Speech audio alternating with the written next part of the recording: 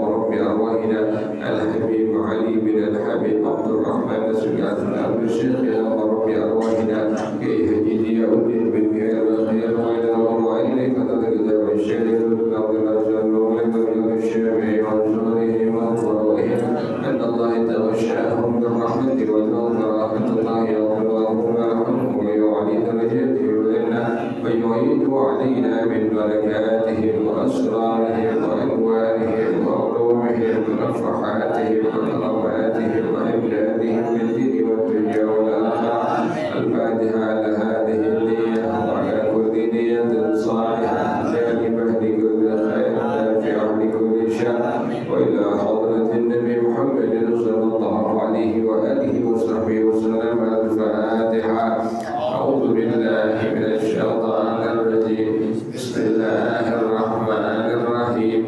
الحمد لله رب العالمين الرحمن الرحيم مالك يوم الدين إياك نعبد وإياك نستعين اهدنا الصراط المستقيم صراط الذين أنعمت عليهم غير المغضوب عليهم ولا الضالين آمين. اللهم صل وسلم على سيدنا محمد الفاتح لما أغلق الخاتم لما سبق الناصر الحق بالحق والهادي إلى صراطك المستقيم وعلى آله وصحبه حق قدره ومقداره العظيم. اللهم أخرجنا من ظلمات الوهم وأكرمنا بنور الفهم وافتح علينا بمعرفة العلم وحسن أخلاقنا بالعلم وسهل لنا أبواب فضلك وانشر علينا من خزائن رحمتك يا أرحم الراحمين. بسم الله الرحمن الرحيم. فصل في أحكام الصلاة شروطها ستر رجل وأمة ما بين سرة وركبة وغرة غير وجه وكف من الأعلى والجوانب بما لا يهكي اللون إن قدروا عليه وتوجه للقبلة إلا في صلاة شدة الخوف ونفل سفر مباه ومعرفة دخول وقت ولو ظنا ومعرفة كيفية الصلاة بأن يعرف أرضيتها ويميز فرائضها من سننها إلا في حق العام إذا لم يقصد النفل بما هو أرض وطهارة عن حدث وطهارة بدن وملبوس ومكان عن نجس لا عن دم نحو برغوث ودمل وهجم وإن كثر بغير فعله ولا عن قليل دم أجنبي غير نحو كلب ودم نحو حيد ولا عن روث وبول نحو خفاس وإن كثر ويعفى عن درك طيور المسجد وإن كثر ما لم يتأمل ملاقاته من غير حاجة ولم يكن هو أو ممسه رطبا والله أعلم بالصواب. بسم الله الرحمن الرحيم الحمد لله رب العالمين والصلاة والسلام على أشرف الأنبياء والمرسلين وعلى آله وصحبه أجمعين. قال الشيخ الإمام المؤلف رحمه الله وأدام النفع به بركات علومه وبكم في الدارين آمين. قال رضي الله تعالى عنكم. بسم الله الرحمن الرحيم. فصل في أحكام الصلاة. Ini fasal mengenai tentang hukum-hukum salat.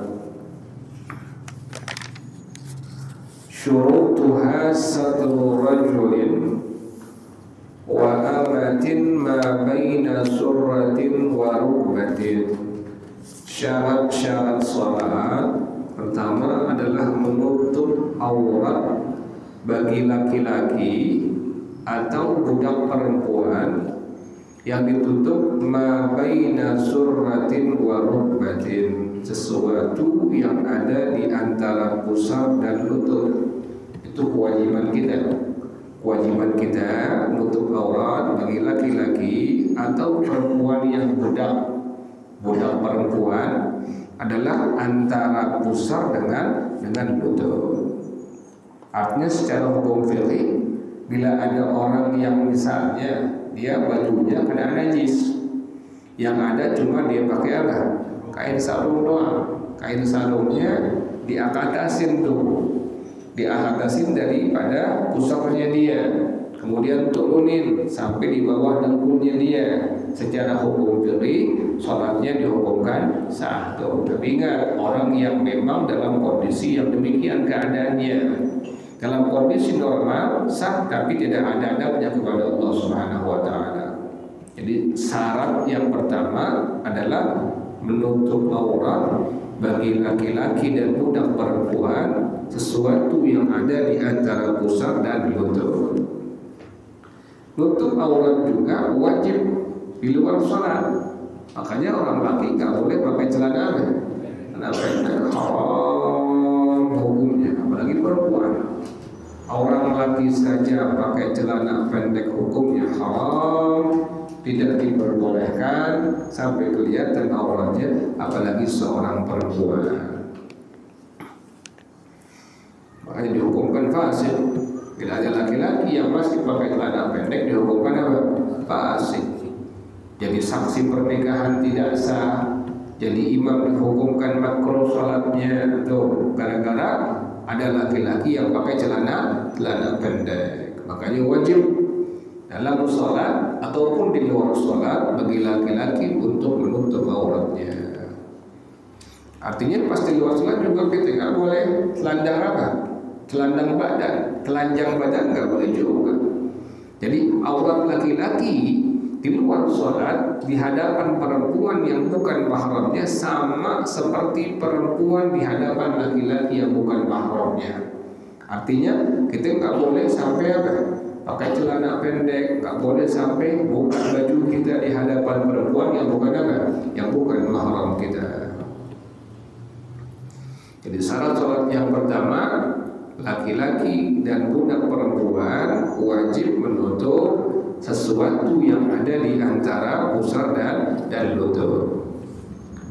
Wa hurratin, dan untuk perempuan yang merdeka, ghaira wajhin wa kaffin, selain wajah dan telapak tangan. Bilangin bini kita, anak perempuan kita, wajah batasannya memanjang dari tempat tumbuh rambut sampai bertemunya dua tulang rahang, kemudian melebar dari cuping sebelah kanan sampai cuping sebelah kiri. Makanya seorang perempuan pada waktu dia pakai mukena bagian atas itu jangan di bawah dagu, tapi di sini nih, itu di sini perempuan. Bilangin istri kita, bilangin anak perempuan kita, bilangin mantu perempuan kita, kalau pakai mukena bagian atas jangan di bawah dagu tapi pas di sini tuh. Kenapa demikian?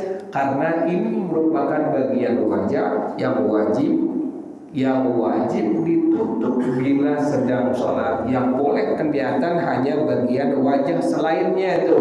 Ini kan aurat nih. Ini tempat tubuh rambut sampai bertemu dua tulang berhak. Ini aurat perempuan. Sedikit kelihatan maka dihukumkan batal sholatnya. Jadi kalau laki-laki dengan budak perempuan tadi aurat dalam sholat ditutup antara pusar dengan lutut. Sementara untuk perempuan yang merdeka seluruh wajahnya kecuali tadi apa? Wajah dan kedua telapak tangan. Bilangin bini kita juga sama, pakai mukena nih pas keangkat. Kalau bisa mukena bagian atasnya agak gombrong. Kenapa demikian? Pas diangkat jangan sampai turun. Kalau sampai turun, kemudian kelihatan urat nadinya itu perempuan. Urat nadi merupakan bagian apa ini? Bagian aurat bagi perempuan pada waktu dia sholat, maka dihukumkan batal sholat yang sedang dia kerjakan. Hanya bilangin bini kita, pas nukengan wajah di sini, naruh mukena bagian atasnya, kemudian pakai mukenanya kalau bisa lebih apa? Lebih panjang. Kenapa demikian? Pas dia angkat tangan nggak turun. Kalau yang pendek atau yang pas dia angkat tangan turun. Kelihatan nampak bagian urat nadi sedikit doang, maka dihukumkan batal sholatnya. Kenapa demikian? Yang boleh kelihatan bagi seorang perempuan pada waktu dia sholat hanya muka dan kedua telapak tangan. Makanya ulama udah bilang kullu man bighairi ilmin ya'malu a'maluhu mardudatun la tuqbalu. Setiap orang yang beramal ibadah tanpa dasar ilmu agama, amal ibadahnya semua ditolak, tidak diterima oleh Allah Subhanahu wa taala. Tidak ulang lagi. Syarat yang pertama bagi laki-laki budak perempuan adalah menutup auratnya antara pusar dengan lutut. Sementara bagi seorang perempuan yang merdeka seluruh wajahnya kecuali adalah wajah dan kedua telapak tangan. Dari mana? Minal a'la wal jawanibi. Dari bagian paling atas dan bagian samping-sampingnya. Ada orang pakai celana panjang. Pas dia rukuk, kantong semarnya kelihatan. Apa ini semar tuh? Apanya tuh? Bagian belakangnya tuh. Bukan sobek. No, celananya celana biasa, tapi pas dia lagi rukuk kelihatan tuh. Belahan pantatnya tuh. Laki. Gimana semayangnya? Batal dihukumkan. Kenapa demikian? Itu aurat bagi seorang laki-laki. Kan sekarang kita kan bikin baju itu ya, celana begitu ya. Jadi kelihatan itunya tuh, dia punya garis apanya tuh, garis pantatnya tuh. Kayak laki-laki pakai celana, kayak orang dulu aja dia pakai sarung paling aman dia sembahyang pakai sarung.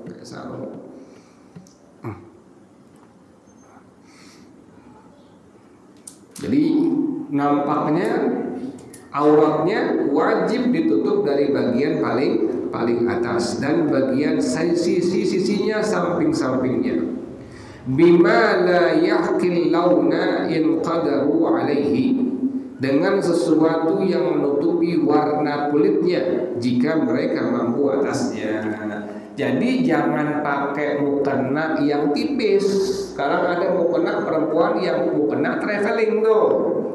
Kelihatan dia punya apanya tuh? Warna kulitnya. Dihukumkan batal sembahyang itu perempuan. Sama dengan laki-laki.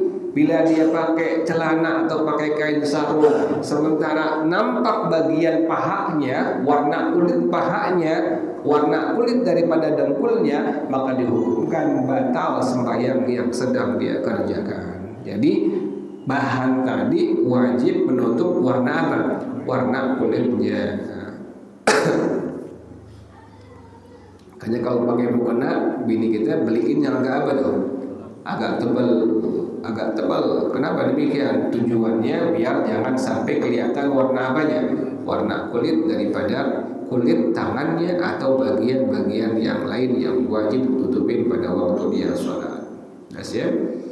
Jadi nggak boleh itu kelihatan dari bagian paling atas dengan bagian samping-sampingnya atau sisi-sisinya. Kalau bilangin bini kita sebelum sembahyang ngaca dulu, jangan sampai ada apa? Ada rambut yang kelihatan yang nyelip tuh. Perempuan kan rambutnya panjang-panjang, kelihatan sehelai aja udah batal sembahyangnya. Sampai kelihatan nancep, kan perempuan suka ada rambut yang kecil-kecil. Dia pakai mukena. Pas kita lihat bini kita nancep rambut yang kecil keluar sehelai doang, batal sembahyangnya tuh. Jadi mesti perhatiin tuh perempuan, ibadahnya mesti perhatiin, jangan sembarangan. Orang dulu pakai peci apa dan lupa namanya itu, pakai ciput buat mengatasi jangan sampai ada rambut yang kelihatan sampai nongol keluar. Nah, sekarang nggak apik sih ibadahnya. Jadi syarat yang pertama tadi, laki-laki dengan budak perempuan wajib nutupin aurat antara pusar dengan apa? Dengan lutut. Sementara perempuan yang merdeka wajib tutupin semua bagian-bagian tubuhnya kecuali yang boleh kelihatan hanya muka dan kedua telapak tangan. Dari mana? Dari bagian paling atas dan bagian sisi-sisinya atau samping-sampingnya. Juga bahannya wajib tutupin warna apa? Warna kulitnya. Yang kedua, watawajjuhun lil kiblati. Yang kedua, wajib menghadap ke arah kiblat dengan dadanya. Kita sembahyang nih, dada kita yang menghadap ke arah kiblat. Makanya pada waktu kita mengucapkan salam, mengakhiri sholat kita, apalagi salam yang pertama yang rukun sholat, yang disunnahkan menengok hanya bagian wajah kita saja tuh. Assalamualaikum warahmatullah. Ini dada jangan sampai apa nih? Jangan sampai ngikut. Kalau dada itu orang ikut Assalamualaikum warahmatullah, dikit doang yang pada akhirnya sampai berpaling dari arah kiblat dadanya, maka dihukumkan batal sembahyang orang tersebut. Dan jadi imam lagi begitu. Kita lihatin jadi imam begitu. Pas sembahyang ngucapin salam pertama, dadanya ikut belong juga, batal tuh imam. Makanya imam juga mesti mendengar berarti lebih parah. Kalau ini bukan kata orang, lihat sendiri, ya batal langsung kita wajib niat di hati mufarakah. Wajib di hati kita niat nawaitul mufarakah, aku niat berpisah dari si imam. Kenapa demikian? Si imam sudah dihukumkan sholatnya apa? Batal. Itu yang tahu langsung dia begitu sembahyang. Bukan kita nyari kesalahan, bukan. Tapi apa? Memang dia sembahyang nggak pakai apa? Nggak pakai ilmu. Kan kelihatan. Itu kan barang kelihatan. Ibadah kan sholat barang kelihatan. Wudu ibadah barang kelihatan. Jadi kita bukan nyari kesalahan orang lain, tapi memang kelihatan ibadah dia tanpa dasar ilmu agama. Jadi ente nanti kalau sembahyang dimanapun, masjid di musola, tempat-tempat manapun, pas lihat si imam salam yang pertama, dia ikut badannya sampai pada akhirnya dadanya berpaling daripada arah kiblat. Hati kita langsung ngomong dengan kalimat, aku niat berpisah dari imam dan selesaikan sembahyang kita sendirian. Itu hukumnya wajib, bukan sunnah. Hukumnya wajib. Kenapa demikian? Si imam sholatnya sudah dihukumkan apa? Batal. Apalagi imam salamnya Assalamualaikum, batal tuh sembahyang imam tuh. Assalamualaikum, bukan Assalamualaikum tapi apa? Assalamualaikum. Ente dengar imam begitu langsung hati wajib, bukan sunnah. Wajib hati aku niat berpisah dari imam. Pas dengar Assalamualaikum, kok Assalamualaikum? Ya, Assalamualaikum, bukan Assalamualaikum tapi Assalamualaikum. Makanya kudu wajib kita belajar lagi ilmu agama. Jadi ibadah semua bentuk ibadah. Dari wudu, mandi hadas, sholat kita, tayamum kita, semua ibadah wajib pakai ilmu. Jadi kita udah ngerti pas kondisi demikian kelihatan nampak tadi si imam sudah berpaling dadanya waktu mengucapkan salam dari arah kiblat, hati wajib niat, aku niat berpisah dari imam, selesaikan sembahyang kita sendirian sampai akhir, sampai mengucapkan salam. Jelas ya? Salam pertama aja. Salam pertama wajib hukumnya. Salam pertama wajib hukumnya. Jadi salam pertama assalamualaikum itu wajib hukumnya. Yang kedua misalnya assalamualaikum, udah yang pertama udah hantu, udah kelar tuh. Tapi lebih bagusnya si imam wajib dua-duanya. Jangan salam assalamualaikum, yang kedua assalamualaikum ya. Nah, jadi imam harus siap semuanya. Makhrajnya mesti benar, panjang pendeknya mesti benar. Bukan yang bagus suara dilengking-lengkingin, bukan begitu.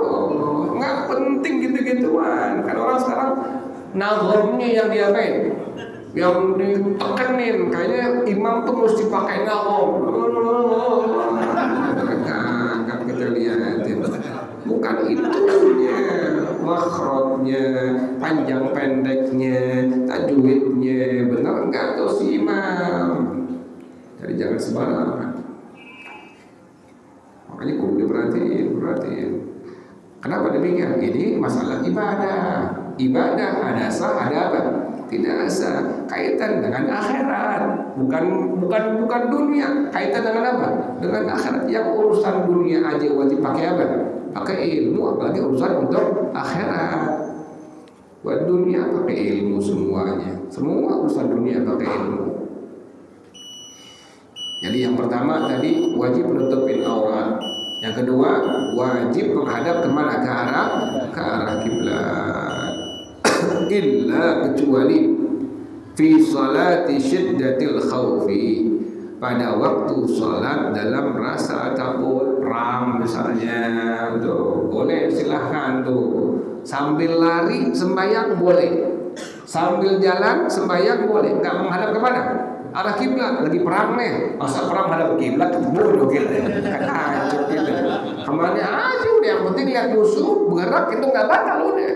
Itu sahabat Nabi demikian, sahabat Rasulullah semua demikian tuh. Mereka sembahyang lagi perang, subhanallah. Saking wajibnya ngerjain sholat 5 waktu sekalipun dalam kondisi apa? Kondisi perang.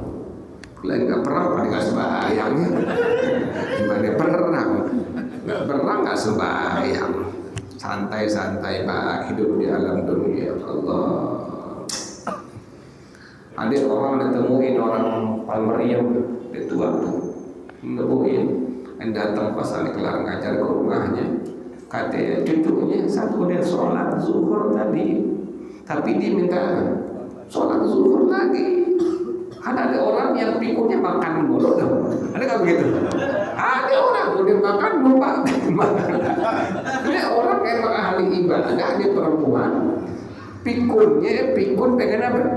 Pengen sholat. Jadi sholat itu berkali-kali. Subuhnya sampai 5 kali, zuhurnya sampai 3-4 kali. Kenapa demikian? Anda bilang sama cucunya, nenek ente lagi masih sehatnya, lagi masih mudanya, emang ahli ibadah. Artinya apa?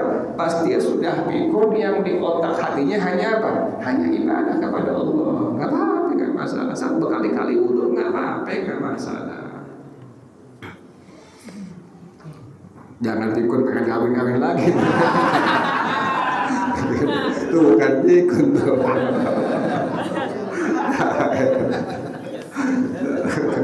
Udah pengen mati. Kayak sepikun tuh. Jelas ya. Jadi pada rasa takut, tadi perang contohnya, sholat tidak ada kewajiban menghadap ke arah kiblat. Sampai demikian agama tuh. Rasa takut yang sangat mencekam. Contoh tadi sedang kondisi perang, sholat yang 5 waktu wajib untuk dikerjakan. wa naflizna safarin mubahin, dan sholat sunnah dalam kondisi safar yang mubah. Sholat sunnah ini bukan wajib, ingetin. Orang gagal paham yang pada akhirnya ngerjain sembahyang fardu dalam kereta. Bilang ngapain ke kereta, ngapain sembahyang subuh, kan subuh. Gagal paham ngerjain sembahyang fardu dalam mobil, gagal paham.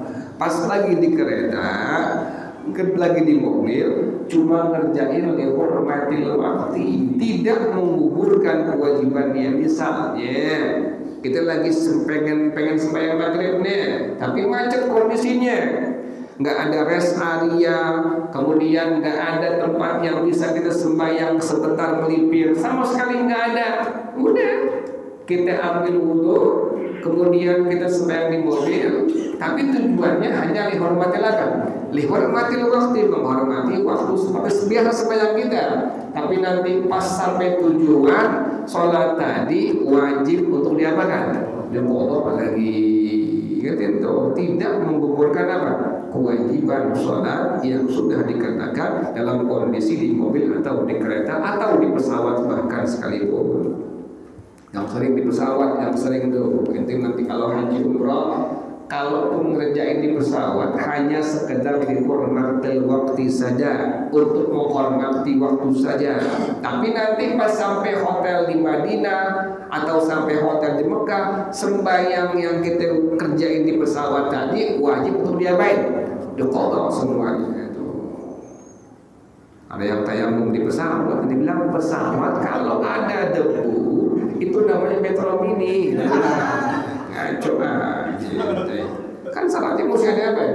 Debu pesawat setiap pengen turun, pengen apa? Pengen turun tapi udah lagi di bandara tuh dia apa itu? Bersihin, nggak mungkin ada debu. Orang ibadah nggak pakai debu begitu. Itu nanti lagi di kondisi yang demikian, ingatin. Sembahyang dalam pesawat, dalam kereta, dalam mobil yang wajib ya, nanti wajib untuk diqadha bila sudah habis waktunya. Jelas ya? Jadi menghadap kiblat adalah hukumnya syarat sholat kecuali dua yang wajib menghadap ke arah kiblat. Pertama dalam kondisi sangat takut, yang kedua sholat sunnah pada safar yang sifatnya mubah. Wallahu a'lam bishawab. Al-Fatihah. A'udzu billahi minasyaitonir rajim. Bismillahirrahmanirrahim. Alhamdulillahirabbil alamin. Ar-Rahmanir Rahim. Maliki yaumiddin. Iyyaka na'budu wa iyyaka nasta'in. Ihdinas siratal mustaqim. Siratal ladzina an'amta 'alaihim ghairil maghdubi 'alaihim waladdallin. Amin ya Rabbana tarafna wa annana asrafna wa 'ala asrafna atub 'alaina tawbatan sil kulla awba wasur lana al-awrati wa aminir rawati waghfir li walidina rabbi wa mauludina wal ahli wal ikhwani wasairil khillani wa kulli dhi mahabba aw dhiratin aw suhba wal muslimina ajma. Amin rabbi asma fadlan wa judan manna bil mustafa rasuli nahza bi kulli suri salla wa sallam rabbi alaihi adal habbi wal ali wal ashabi aidadat sisabbi walhamdulillahi fil badai wat tanahi. Bersama-sama subhanakallahumma wa bihamdika asyhadu asyhadu an la ilaha illa anta astaghfiruka wa atubu ilaik. Alhamdulillah ala ni'amillah, alhamdulillah ala barakatillah, alhamdulillah hamdan yuwafi ni'amahu wa yukafi'u mazidah, walhamdulillahi rabbil alamin. Ya Rasulullah, ya Rabi'al syani wa daraji, ya Rasulullah, salamun alaik wa daraji, ya Rasulullah, salamun alaik ya Rabi'al syani wa daraji. Allahumma salli wa sallim wa barik alaihi wa ala alihi. Assalamualaikum warahmatullahi wabarakatuh.